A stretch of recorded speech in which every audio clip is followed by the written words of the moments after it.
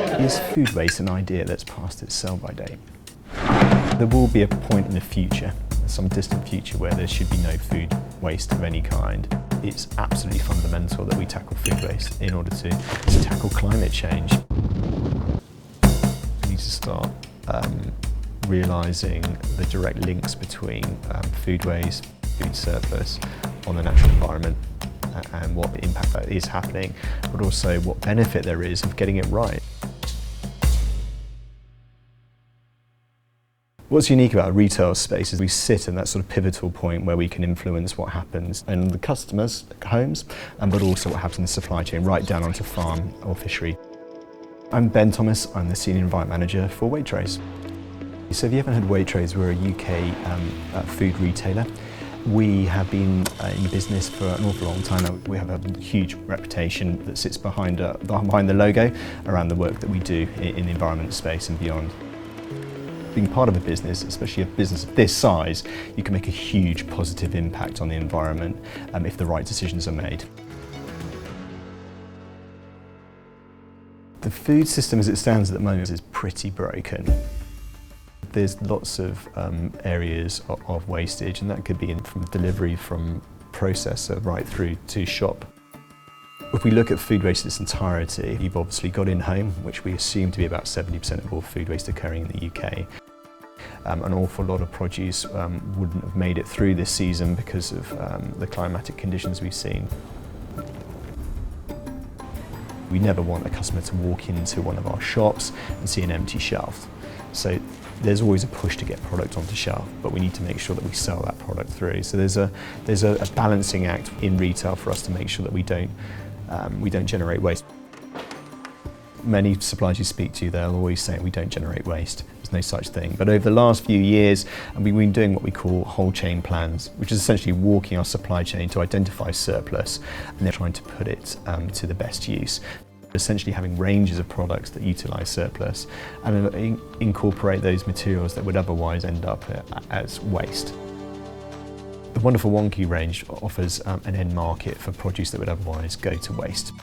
I think in the last couple of decades we've given customers perfection on the shelf, and in a lot of cases if you were to start loosening the specifications around that product so they look slightly different, or we accept slightly more blemishing, or we know it tastes exactly the same 9 times out of 10, it's become a thing that customers go in and shop for.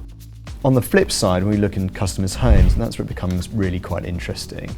There's a huge amount of materials that we provide via our website, via our endless media channels, to try and nudge them in the right direction. All the work we do in customers' homes sits around comms, sits around positioning food waste as an issue, and their part to play in that. We've been working with the likes of RAP around on-pack labelling, on-pack messaging, which is really important in driving the right behaviour in customers' home. So that is removal of best before dates on fresh produce, for instance. So we've rolled that out extensively across a number of ranges, but also selling more loose products. So we know that if you're selling more loose products, people can buy more of what they want rather than having to buy bulk packets and potentially wasting those that they don't consume. So there's a lot of activity in that space, but a lot of it sits around how we position food, how we talk about it, and how we communicate it on pack. In our own operations, we clearly don't want surplus occurring, but when it does occur, our first and foremost exit route is via humans, via charity, and we use Fair Share as our umbrella organisation to facilitate that. We have in the region of about 700 charities collecting daily who essentially pick up surplus either in the evening or first thing in the morning and divert that to those in most need in our community. Innovation is critical. We're really excited to be launching, in collaboration with the Ellen MacArthur Foundation, the Big Food Redesign Challenge.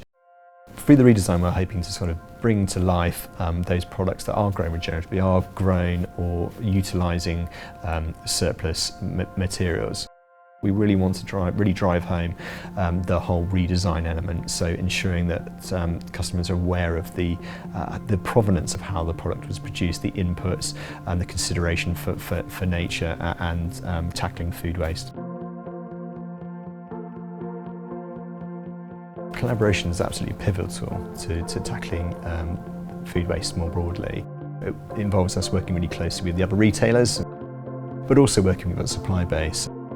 We have a number of supplier forums that we work with to basically communicate obviously what we're doing as a retailer, but also the direction of play when it comes to food waste. So getting them fundamentally to report their food waste data is a really good place to start.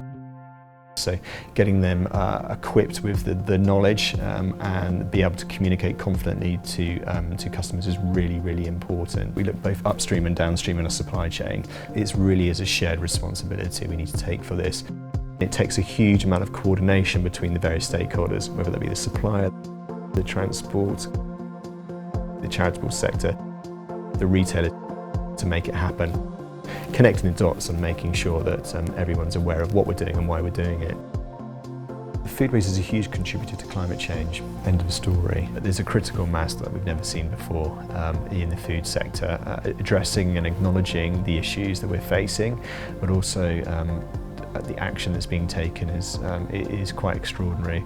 There's some really accelerated programs that are ongoing within Waitrose and partners, but also within the food sector more broadly. So it's just ensuring we ride that crest of the wave.